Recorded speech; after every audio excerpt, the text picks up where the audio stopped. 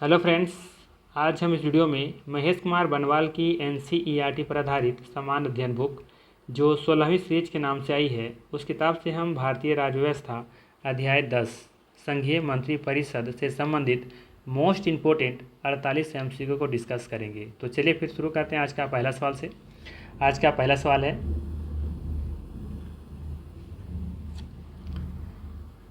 है, भारत के प्रधानमंत्री के विषय में निम्नलिखित कथनों में से कौन सा सही है। सवाल है, भारत के प्रधानमंत्री के विषय में निम्नलिखित कथनों में से कौन सा सही है। ऑप्शंस में दिए हुए हैं यहाँ पे। पहला ऑप्शन दिया हुआ है, प्रधानमंत्री मंत्री परिषद का नाम मात्र का नेता होता है। ये तो गलत है, नाम मात्र का नहीं होता है, वास्तविक नेता होता है। ठीक है। बी ऑप्शन में है, वह संसद के प्रति उत्तरदायी नहीं है। ये भी गलत है, क्योंकि वह संसद के प्रति उत्तरदायी होता है। सी में दिया है, वह अपने मंत्रियों में से किसी को भी बर्खास्त नहीं कर सकता है। ये भी गलत है, वो चाहे तो किसी मंत्री को बर्खास्त कर सकता है। ठीक है, तो यहाँ पे ये भी गलत है। तो डी ऑप्शन ही सही होगा। फिर क्या दिया है, प्रधानमंत्री मंत्री परिषद का वास्तविक नेता होता है। राइट, ये भी बिल्कुल क्या है यहाँ पे सही हो जाएगा। प्रधानमंत्री मंत्री परिषद का वास्तविक नेता होता है, ये बिल्कुल सही है। ठीक है। नेक्स्ट है, निम्नलिखित में से कौन सा कथन सत्य नहीं है। निम्नलिखित में से कौन सा कथन सत्य नहीं है। ऑप्शन दिए हुए हैं, राष्ट्रपति या राज्यपाल को शासकीय कार्यों के लिए विधिक कार्यवाही से उन्मुक्ति प्राप्त है, या फिर कोई न्यायालय राज्यपाल को किसी कर्तव्य पालन के लिए विवश नहीं कर सकता है, एक राज्यपाल को व्यक्तिगत कार्यों हेतु सिविल कार्यवाही हेतु 2 माह की लिखित सूचना अवश्य देनी होगी, या फिर मंत्रियों द्वारा राष्ट्रपति या राज्यपाल को दी गई सलाह को जांचने के लिए न्यायालय अधिकृत है। या बताना है कौन सा कथन सत्य नहीं है। ठीक है, तो यहाँ पे जो कथन सत्य नहीं है वो है डी ऑप्शन। ठीक है, अर्थात मंत्रियों द्वारा राष्ट्रपति या राज्यपाल को दी गई सलाह को जांचने के लिए न्यायालय अधिकृत नहीं है। ये कथन यहाँ पे गलत है, ये सत्य नहीं है। बाकी यहाँ पे ऊपर का 3 ऑप्शन सही है। ठीक है। नेक्स्ट है, भारत का प्रधानमंत्री निम्नलिखित में से किसका प्रमुख होता है। भारत का प्रधानमंत्री निम्नलिखित में से किसका प्रमुख होता है। तो ध्यान रखिएगा, केंद्र सरकार का। ठीक है, केंद्र सरकार का ये प्रमुख होता है, जबकि राज्य सरकार में अगर बात करें हम तो वहाँ पे मुख्यमंत्री हो जाएगा। ठीक है, मुख्यमंत्री राज्य सरकार का प्रमुख होता है। ठीक है, चलिए आगे देखते हैं। भारतीय संविधान के अनुच्छेद 78 में किसके दायित्वों का प्रावधान है। सवाल है, भारतीय संविधान के अनुच्छेद 78 में किसके दायित्वों का प्रावधान है। तो याद रखना है आपको, प्रधानमंत्री का। ठीक है, किसका, प्रधानमंत्री का। डी ऑप्शन यहाँ पे सही हो जाएगा। ठीक है। नेक्स्ट है, भारतीय संविधान के निम्नलिखित प्रावधानों में से कौन सा प्रावधान मंत्री परिषद की नियुक्ति तथा पदच्युति को विवेचित करता है, या फिर यहाँ पे डिस्मिसल भी बोल सकते हैं आप, को विवेचित करता है। अनुच्छेद 70, अनुच्छेद 72, अनुच्छेद 74 या फिर अनुच्छेद 75। तो ध्यान रखिएगा, यहाँ पे अनुच्छेद 75 में ये बातें कही गई हैं। आर्टिकल 75 इसका सही आंसर होगा। ठीक है। नेक्स्ट है, सवाल है, संसदीय शासन में वास्तविक या कार्यपालिका शक्ति किसके पास होती है। संसदीय शासन में वास्तविक या फिर कार्यपालिका शक्ति किसके पास होती है। संसद के पास, प्रधानमंत्री, राष्ट्रपति या फिर नौकरशाही। तो ध्यान रखिएगा, जब भी हम संसदीय शासन के बारे में बात करेंगे तो जो शक्ति निहित होती हैं वो होता है प्रधानमंत्री के पास। ठीक है, यहाँ पे बी ऑप्शन बिल्कुल सही हो जाएगा। ठीक है, संसदीय शासन में वास्तविक कार्यपालिका शक्ति प्रधानमंत्री के पास होती हैं। ठीक है। नेक्स्ट है, निम्नलिखित कथनों पर विचार कीजिए और बताना यहाँ पे कि कौन सा कथन यहाँ पे सही है। राइट, चलिए पहले देखते हैं क्या दिया है। पहले यहाँ पे दिया हुआ है कि राष्ट्रपति भारत सरकार का कार्य अधिक सुविधापूर्वक किए जाने के लिए और मंत्रियों में उक्त कार्य के आवंटन के लिए नियम बनाएगा। सवाल है, ऑप्शन है, राष्ट्रपति भारत सरकार का कार्य अधिक सुविधापूर्वक किए जाने के लिए और मंत्रियों में उक्त कार्य के आवंटन के लिए नियम बनाएगा। बी में दिए 2 ऑप्शन में है, भारत सरकार की समस्त कार्यपालक कार्रवाइयाँ प्रधानमंत्री के नाम से की हुई कही जाएंगी। ठीक है, तो यहाँ पे बताना है कौन सा कथन सही है। तो ध्यान रखिएगा, यहाँ पे सिर्फ पहला कथन सही है। ठीक है, कि वह राष्ट्रपति भारत सरकार का कार्य अधिक सुविधापूर्वक किए जाने के लिए और मंत्रियों में उक्त कार्य के आवंटन के लिए नियम बनाएगा। ठीक है, तो अर्थात यहाँ पे केवल 1 सही है। ठीक है, नेक्स्ट है राष्ट्रीय सुरक्षा समिति का प्रधान कौन होता है। सवाल है राष्ट्रीय सुरक्षा समिति का प्रधान कौन होता है। गृह मंत्री, प्रधानमंत्री, राष्ट्रपति या फिर उपराष्ट्रपति। सवाल है कि राष्ट्रीय सुरक्षा समिति का प्रधान कौन होता है। गृह मंत्री, प्रधानमंत्री, राष्ट्रपति या उपराष्ट्रपति। तो ध्यान रखिएगा, राष्ट्रीय सुरक्षा समिति के बारे में बात होगा तो वहाँ पे जो प्रधान होगा, ठीक है, उस बारे में आपको याद रखना है कि यहाँ पे प्रधानमंत्री सही होगा। ठीक है, प्रधानमंत्री राष्ट्रीय सुरक्षा समिति का प्रधान होता है, ये ध्यान रखना आपको। नेक्स्ट है यदि भारत के प्रधानमंत्री संसद के उच्च सदन के सदस्य हैं तो। यदि भारत के प्रधानमंत्री संसद के उच्च सदन के सदस्य हैं तो वे अविश्वास प्रस्ताव की स्थिति में अपने पक्ष में वोट नहीं दे सकेंगे, वे निम्न सदन में बजट पर नहीं बोल सकेंगे, वे केवल उच्च सदन में ही वक्तव्य दे सकते हैं, उन्हें प्रधानमंत्री पद की शपथ ग्रहण करने के बाद 6 माह के अंदर निम्न सदन का सदस्य बनना पड़ेगा। क्या होगा इसका सही आंसर। तो सही आंसर इसका है ए ऑप्शन। ठीक है, ध्यान रखिएगा क्या हो जाएगा कि वे अविश्वास प्रस्ताव की स्थिति में अपने पक्ष में वोट नहीं दे सकेंगे। ठीक है, यदि भारत के प्रधानमंत्री संसद के उच्च सदन के सदस्य हैं, उच्च सदन मतलब अपर हाउस, मतलब कि राज्यसभा, अगर उनके सदस्य हैं तो वे अविश्वास प्रस्ताव की स्थिति में वो अपने पक्ष में वोट नहीं डाल सकेंगे। ठीक है, ये ऑप्शन सही है। नेक्स्ट है भारत की संसद के संबंध में निम्नलिखित में से कौन सा कथन सही नहीं है। ठीक है, सवाल है भारत की संसद के संबंध में निम्नलिखित में से कौन सा कथन सही नहीं है। ऑप्शन है संविधान में एक संसदीय प्रणाली की सरकार का प्रावधान है। ठीक है, ये तो सही है। यहाँ पे संसद का सर्वप्रमुख कार्य मंत्रिमंडल का प्रावधान करना, ये भी सही है। सी में दिया है मंत्रिमंडल की सदस्यता निम्न सदन तक सीमित है, तो ये गलत है। ठीक है, निम्न सदन तक सीमित है, ऐसा नहीं है। डी में दिया है कि मंत्रिमंडल को लोकप्रिय सदन में बहुमत का विश्वास प्रस्ताव रहना चाहिए। मंत्रिमंडल को लोकप्रिय सदन में बहुमत का विश्वास प्राप्त हो रहना चाहिए, होना चाहिए, तो ये भी सही है। अर्थात यहाँ पे जो सही है वो है सी ऑप्शन। ठीक है, नेक्स्ट है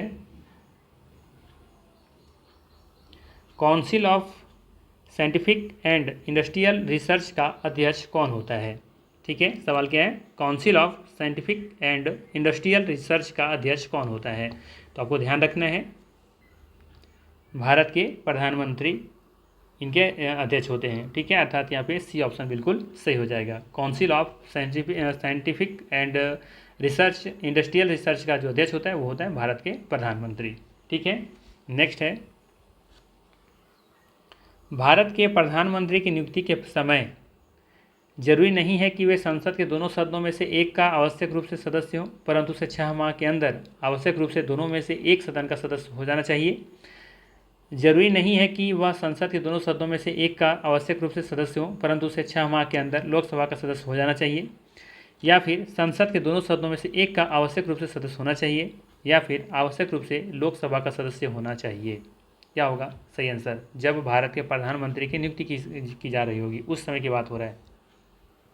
तो ध्यान रखिएगा यहाँ पे कि जरूरी नहीं है कि वह संसद के दोनों सदनों में से एक का आवश्यक रूप से सदस्य हो। ठीक है, लेकिन उसे 6 माह के अंदर आवश्यक रूप से दोनों में से एक सदन का, ठीक है, एक सदन का सदस्य हो जाना चाहिए, चाहे वो लोकसभा का बन जाए या फिर राज्यसभा का। ठीक है, ध्यान रखना है ए ऑप्शन यहाँ पे सही होगा।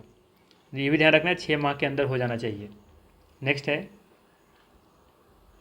भारत का प्रधानमंत्री बनने के लिए न्यूनतम आयु कितनी होनी चाहिए।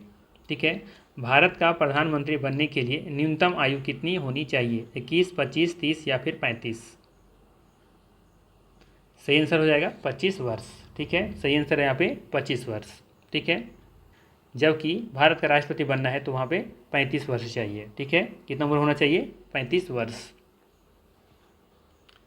ध्यान रखना है आपको कि 25 वर्ष के लिए प्रधानमंत्री हो या मुख्यमंत्री हो दोनों को चाहिए 25 साल। ठीक है, जबकि राष्ट्रपति बनना हो या फिर राज्यपाल बनना हो दोनों के लिए 35 वर्ष उम्र चाहिए। ठीक है, उससे ज़्यादा हो सकता है, कम नहीं। ठीक है, नेक्स्ट है उप प्रधानमंत्री पद का सृजन।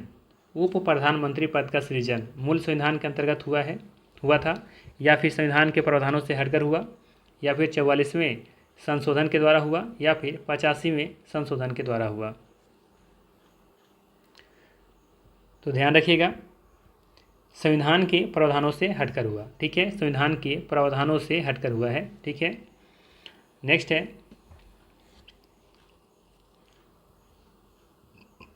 अग्रलिखित में से कौन सा वक्तव्य सही है?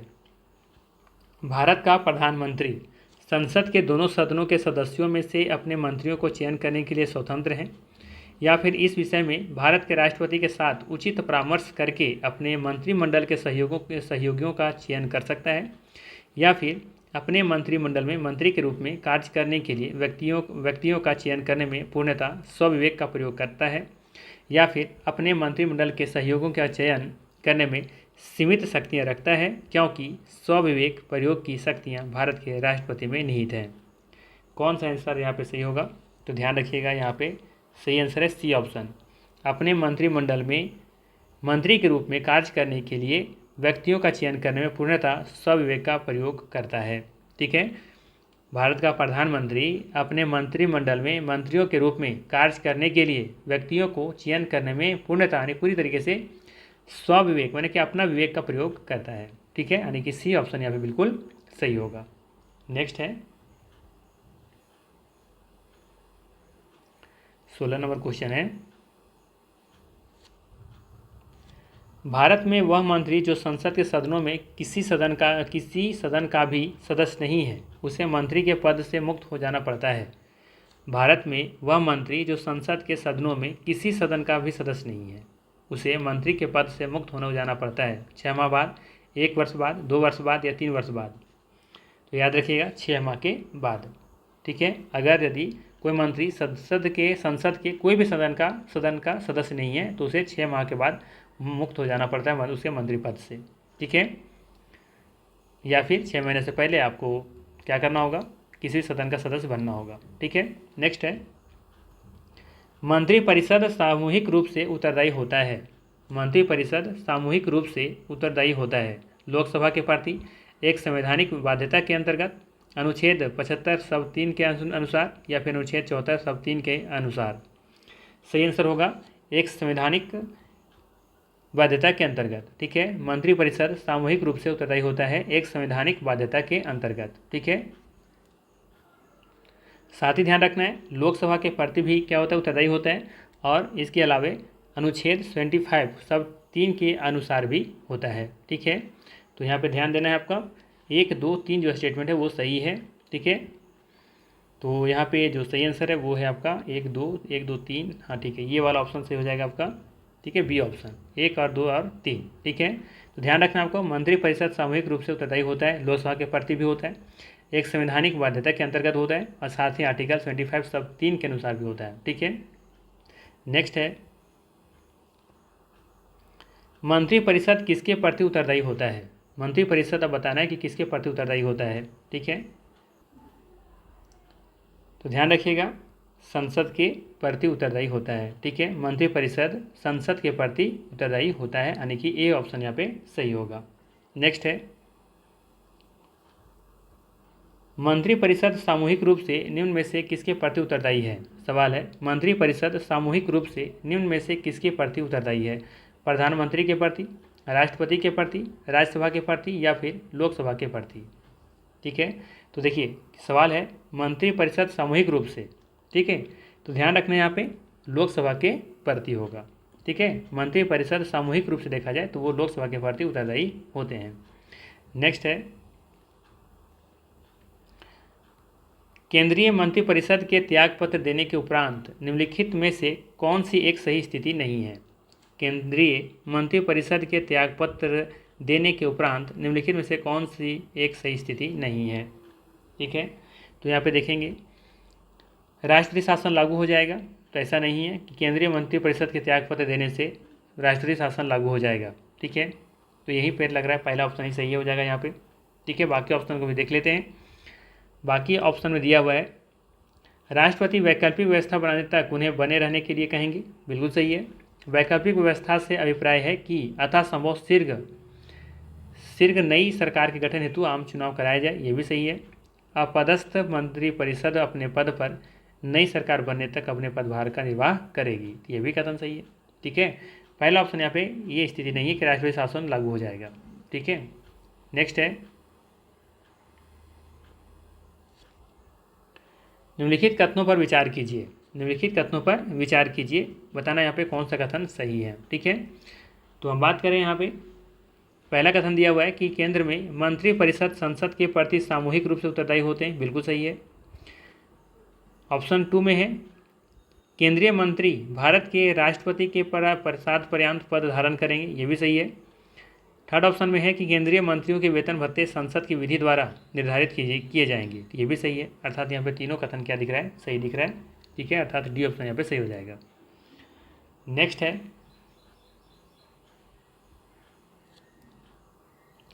निम्नलिखित में से कौन सा एक प्रस्ताव भारत में मंत्रिपरिषद द्वारा रखा जा सकता है। सवाल है, निम्नलिखित में से कौन सा एक प्रस्ताव भारत में मंत्रिपरिषद द्वारा रखा जा सकता है। अविश्वास प्रस्ताव, भर्त्सना प्रस्ताव, या फिर स्थगन प्रस्ताव, या विश्वास प्रस्ताव। ध्यान रखिएगा, सही आंसर होगा डी ऑप्शन, विश्वास प्रस्ताव। ठीक है, जरा सोचिए सवाल क्या पूछा है, निम्नलिखित में से कौन सा एक प्रस्ताव भारत में मंत्रिपरिषद द्वारा रखा जा सकता है। तो मंत्रिपरिषद द्वारा अविश्वास तो नहीं रखा जा सकता ना, खुद कोई अपना विरोध क्यों करेगा। तो इसका सही आंसर क्या होगा, डी ऑप्शन। ठीक है, विश्वास प्रस्ताव। नेक्स्ट है, किस सदन के द्वारा बहुमत से अविश्वास प्रस्ताव पारित होने पर मंत्रिपरिषद को त्यागपत्र देना पड़ेगा। किस सदन के द्वारा बहुमत से अविश्वास प्रस्ताव पारित होने पर मंत्रिपरिषद को त्यागपत्र देना पड़ेगा। तो ध्यान रखिएगा, लोकसभा। ठीक है, लोकसभा की मंत्रिपरिषद को क्या करना होगा, त्यागपत्र देना पड़ेगा। ठीक है, नेक्स्ट है, अपना त्यागपत्र देने के बाद भारत में एक मंत्री को अपने त्यागपत्र के विषय में लोकसभा में व्यक्तिगत वक्तव्य देने के लिए किसकी अनुमति की आवश्यकता होती है। सवाल है, अपना त्यागपत्र देने के बाद भारत में एक मंत्री को अपने त्यागपत्र के विषय में लोकसभा में व्यक्तिगत वक्तव्य देने के लिए किसकी अनुमति की आवश्यकता होती है। तो ध्यान रखना है आपको, लोकसभा अध्यक्ष का। ठीक है, बी ऑप्शन यहाँ सही होगा। नेक्स्ट है, मंत्रिपरिषद के विरुद्ध अविश्वास प्रस्ताव लाने के लिए लोकसभा के सदस्यों की न्यूनतम संख्या कितनी होनी चाहिए। अगर आपको क्या चाहिए, लाना है मंत्रिपरिषद के खिलाफ, क्या लाना है, अविश्वास प्रस्ताव लाना है, तो लोकसभा के सदस्यों की न्यूनतम संख्या कितनी होनी चाहिए, कम से कम कितना लोकसभा सदस्य होना चाहिए, 30, 40, 50 या 60। तो ध्यान रखिएगा, ये प्रस्ताव लाने के लिए कम से कम आपको 50 सदस्य होने ही चाहिए। ठीक है, तभी आप मंत्रिपरिषद के विरुद्ध अविश्वास प्रस्ताव ला सकेंगे। ठीक है, नेक्स्ट है, भारत में अविश्वास प्रस्ताव के विषय में निम्नलिखित कथनों पर विचार कीजिए। ठीक है, अब आपको बात बताना है यहाँ पे अविश्वास प्रस्ताव के बारे में। ठीक है, तो देखिए पहला ऑप्शन जो दिया है, क्या दिया है, भारत के संविधान में किसी अविश्वास प्रस्ताव का कोई उल्लेख नहीं है। ठीक है, भारतीय संविधान में किसी अविश्वास प्रस्ताव का कोई उल्लेख नहीं है, तो ये कथन सही है। ठीक है, यहाँ पे कोई भी भारत के संविधान में किसी अविश्वास प्रस्ताव का उल्लेख नहीं किया गया है। साथ ही अविश्वास प्रस्ताव केवल लोकसभा में ही पूरा स्थापित किया जा सकता है, तो ये भी सही है। ठीक है, जो अविश्वास प्रस्ताव है वो केवल लोकसभा में ही क्या किया जा सकता है, पुनः स्थापित किया जा सकता है, तो ये भी कथन सही है। ठीक है, तो यहाँ पे जो सही आंसर होगा वो होगा सी ऑप्शन। ठीक है, आपको ध्यान ये रखना है कि भारत के संविधान में किसी अविश्वास प्रस्ताव का कोई भी उल्लेख नहीं किया गया, ये ध्यान रखना है आपको। ठीक है, यहाँ पे एक पॉइंट ध्यान में रखिएगा कि भारत में पहली बार अविश्वास प्रस्ताव कब लाया गया था, तो ध्यान रखिएगा अगस्त 1963 में लाया गया था।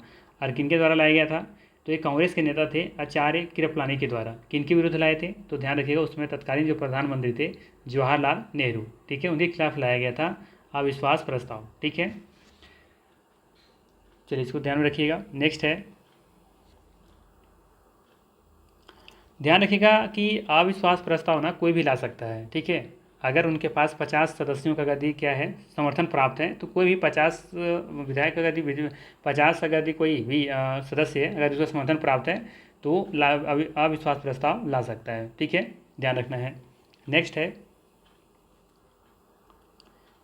लाभ के पद ऑफिस ऑफ प्रॉफिट का निर्णय कौन करता है, राष्ट्रपति एवं राज्यपाल, संसद, उच्चतम न्यायालय, संघ लोक सेवा आयोग। तो ध्यान रखिएगा संसद, सही आंसर होगा इसका संसद। ठीक है, लाभ के पद का निर्णय कौन करता है? तो संसद करता है। नेक्स्ट है, किस संविधान संशोधन में वर्णित है कि मंत्रिमंडल में कुल मंत्रियों की संख्या प्रधानमंत्री को सम्मिलित करते हुए लोकसभा के सदस्यों की कुल संख्या के 15% से अधिक नहीं होगी? सवाल है, किस संविधान संशोधन में वर्णित है कि मंत्रिमंडल में कुल मंत्रियों की संख्या प्रधानमंत्री को सम्मिलित करते हुए लोकसभा के सदस्यों की संख्या कुल संख्या के 15% से अधिक नहीं होगी? ठीक है, जैसे कहने मतलब है कि कुल सदस्य से मान लेते हैं 543 है, ठीक है, तो उसका 15% ही मंत्रिमंडल में शामिल हो सकते हैं। ठीक है, तो ध्यान रखना है। तो यहाँ पे जो सही आंसर होगा वो होगा 91 संशोधन, अर्थात यहाँ पे बी ऑप्शन बिल्कुल सही हो जाएगा। ठीक है, आप चाहें तो यहाँ पे खुद भी कैलकुलेट कर सकते हैं, जैसे कि अगर मान लेते हैं कि कुल सदस्यों की संख्या कितना है 543, इसका अगर 15% आप निकालते हैं, ठीक है, तो लमसम में देखा जाए तो 15 45, 4 15 चौके 60 64, 6 और 15 75 और 6 81। ठीक है, 2 अंक का दशमलव बैठेगा, यानी कि लगभग मान सकते हैं कि 81 सदस्य हो।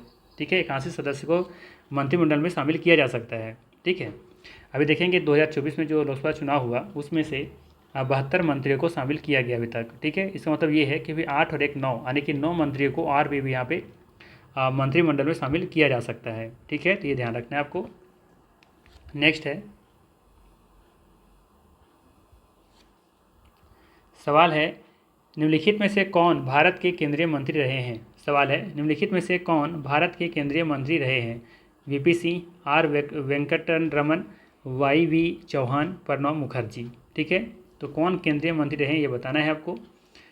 तो यहाँ पे देखेंगे कि यहाँ पे चाहे बात करें हम वीपी सिंह के बारे में, चाहे आर वेंकटन रमन के बारे में, या फिर वाई वी चौहान के बारे में, या फिर प्रणब मुखर्जी के बारे में, ये सभी केंद्रीय मंत्री रह चुके हैं। ठीक है, अर्थात यहाँ पे डी ऑप्शन बिल्कुल सही होगा।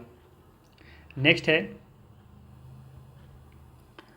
भारतीय राजनीतिक व्यवस्था में कार्यपालिका डैश के अधीन रहकर कार्य करती है?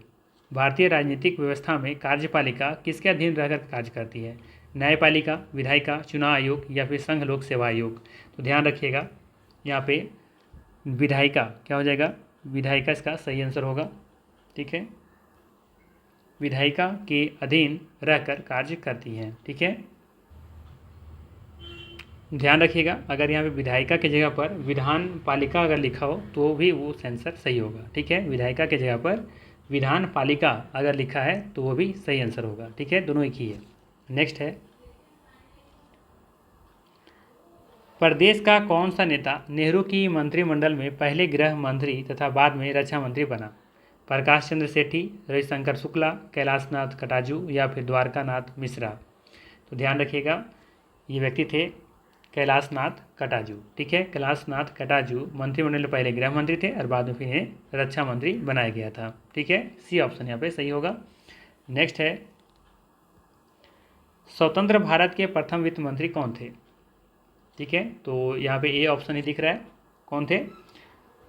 आर के षणमुखम शेट्टी। ठीक है, ए ऑप्शन यहाँ पे बिल्कुल सही होगा। नेक्स्ट है, भारत में स्वतंत्रता के पश्चात गठित प्रथम मंत्रिमंडल में कानून मंत्री कौन था? K M Munshi, S P Mukherjee, Baldev Singh या फिर बी आर अम्बेडकर? तो ध्यान रखना है कौन हो जाएंगे, आसान सा सवाल है, बी आर अम्बेडकर। नेक्स्ट है, निम्नलिखित में से कौन सा शब्द या शब्दावली भारत के संविधान में उल्लेखित नहीं है? तो ध्यान यहाँ पे रखना है आपको, जो शामिल नहीं है वो है बजट। ठीक है, बजट देखेंगे कि हमारे संविधान में उल्लेखित तो ये शब्द नहीं है। ठीक है, बजट इसका सही आंसर होगा। नेक्स्ट है, प्रधानमंत्रियों को उनके कार्यकाल के साथ सुमेलित कीजिए। ठीक है, तो अटल बिहारी वाजपेयी सबसे पहले दिए हुए। ठीक है, तो याद आ रहा होगा आपको शायद ये कि ये 1998 से लेकर के 2004 तक रहे थे। ठीक है, ठीक है ना, तो यहाँ से मैच कर लीजिए इसको।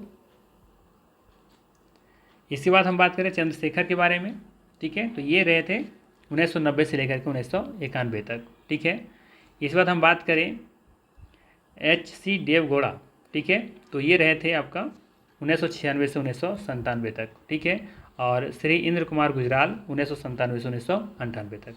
ठीक है, तो ध्यान से देखिएगा इसको, 1996 से 97, एच डी देवेगौड़ा हो जाएगा, जबकि इंद्र कुमार गुजराल 97 से 98 और 98 से 2004 तक अटल बिहारी वाजपेयी, और उसके बाद फिर देखेंगे कि 1990 से 1991 जो है वो श्री चंद्रशेखर थे।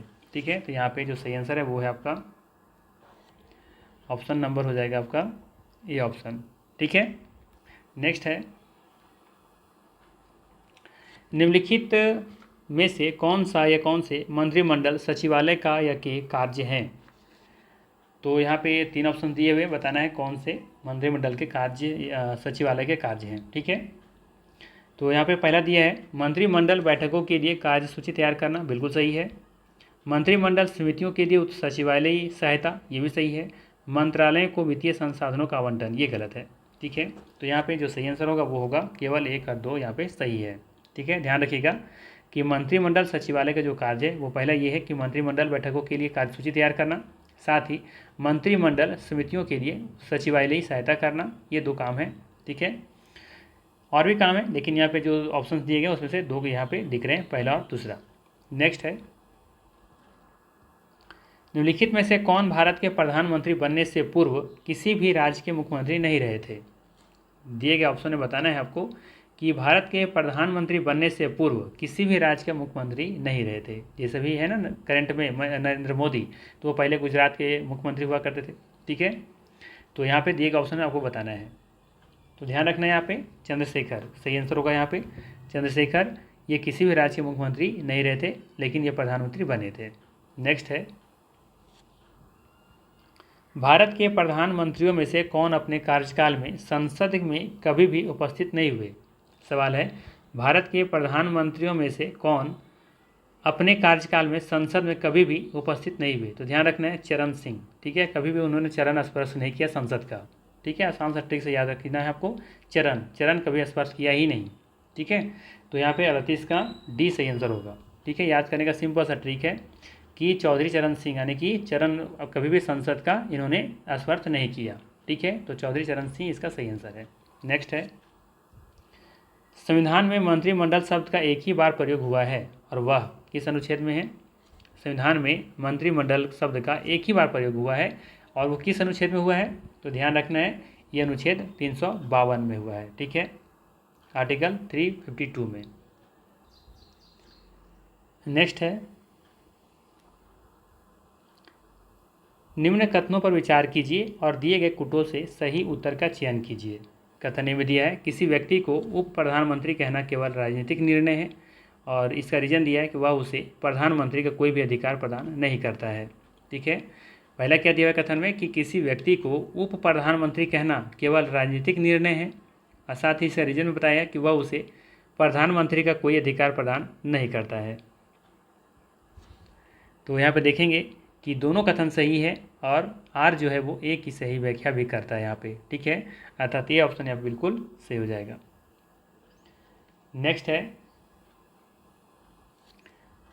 मनमोहन सिंह के संबंध में निम्नलिखित में से कौन सा कथन सत्य नहीं है। किसके बारे में पूछा जा रहा है, मनमोहन सिंह के बारे में।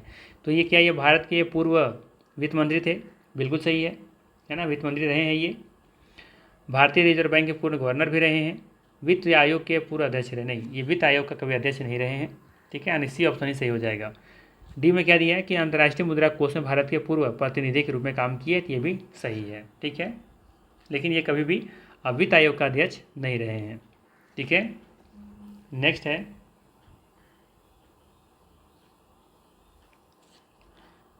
सवाल है उदारीकरण, निजीकरण और भूमंडलीकरण की नई आर्थिक किस्त प्रधानमंत्री कार्यकाल में घोषित की गई थी। ठीक है, तो ध्यान रखना जब भी एलपीजी के बारे में बात हो, ठीक है, तो ध्यान रखिएगा इसका सही आंसर होगा यहाँ पे। अच्छा, यहाँ पे भूमंडलीकरण की यह बात हो रही है ना। ठीक है, भूमंडलीकरण देखिएगा, उदारीकरण, निजीकरण और एक होता है और वैश्वीकरण। एलपीजी की जो नीति आई थी तो वो तो उसमें देखेंगे कि उसमें वित्त मंत्री कौन थे, मनमोहन सिंह थे। ठीक है, तो उसमें के प्रधानमंत्री कौन थे, उसमें प्रधानमंत्री थे नरसिम्हा राव। ठीक है, तो ध्यान रखिएगा यहाँ पर सही आंसर हो जाएगा सी ऑप्शन।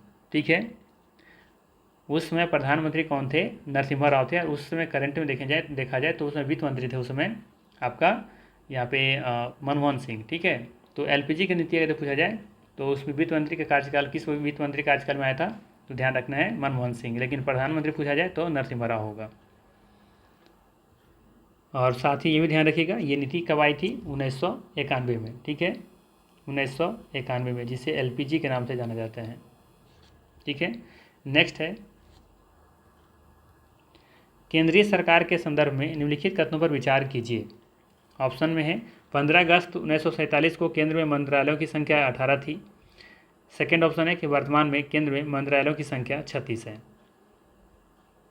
ध्यान रखिएगा, सही आंसर होगा ये ऑप्शन, सिर्फ पहला यहाँ पे सही है, ठीक है। 15 अगस्त 1947 को केंद्र में मंत्रालयों की संख्या कितनी थी? सिर्फ 18 थी। नेक्स्ट है, निम्नलिखित में से कौन सा आधिकारिक दस्तावेज भारत से संबंधित है? हरित पत्र, श्वेत पत्र, पीत पुस्तिका या नीली पुस्तिका? तो ध्यान रखिएगा, श्वेत पत्र संबंधित है। ये भारतीय देखा जाए तो भारतीय दस्तावेज है ये श्वेत पत्र। नेक्स्ट है, भारतीय संविधान के निम्नलिखित अनुच्छेदों में से किसके अनुसार प्रत्येक राज्य की कार्यपालिका शक्ति का इस प्रकार प्रयोग किया जाएगा जिससे संघ की कार्यपालिका शक्ति के प्रयोग में कोई अड़चन न हो या उस पर कोई प्रतिकूल प्रभाव न पड़े? सवाल क्या है कि भारतीय संविधान के निम्नलिखित अनुच्छेदों में से किसके अनुसार प्रत्येक राज्य की कार्यपालिका शक्ति का इस प्रकार प्रयोग किया जाएगा जिससे संघ की कार्यपालिका शक्ति के प्रयोग में कोई अड़चन ना हो या उस पर कोई भी प्रतिकूल प्रभाव ना पड़े? किस आर्टिकल में बात हुआ है? तो ध्यान रखिएगा, ये आर्टिकल है 257, ठीक है, ये ऑप्शन यहाँ पे सही हो जाएगा। नेक्स्ट है, संघीय मंत्रिमंडल का पुनर्गठन किसकी रिपोर्ट पर आधारित थी? संघीय मंत्रिमंडल का पुनर्गठन किसकी रिपोर्ट पर आधारित थी? तो ध्यान रखना है आपको, गोपाल स्वामी अयंगर, ठीक है, ये ऑप्शन यहाँ पे सही हो जाएगा। नेक्स्ट है, निम्नलिखित में से कौन एक से अधिक बार प्रधानमंत्री नियुक्त हुए हैं? सवाल है, निम्नलिखित में से कौन एक से अधिक बार प्रधानमंत्री नियुक्त हुए हैं? जवाहरलाल नेहरू, इंदिरा गांधी, गुलजारी लाल नंदा या अटल बिहारी वाजपेयी? ठीक है, एक से अधिक बार के बारे में बात हो रहा है, ठीक है। तो ध्यान दीजिएगा, यहाँ पे जितने भी दिए गए हैं सभी एक से अधिक बार प्रधानमंत्री बने हैं, चाहे जवाहरलाल नेहरू हो, ये तो 3 बार शपथ ग्रहण कर चुके हैं, 3 बार प्रधानमंत्री बने थे, ठीक है।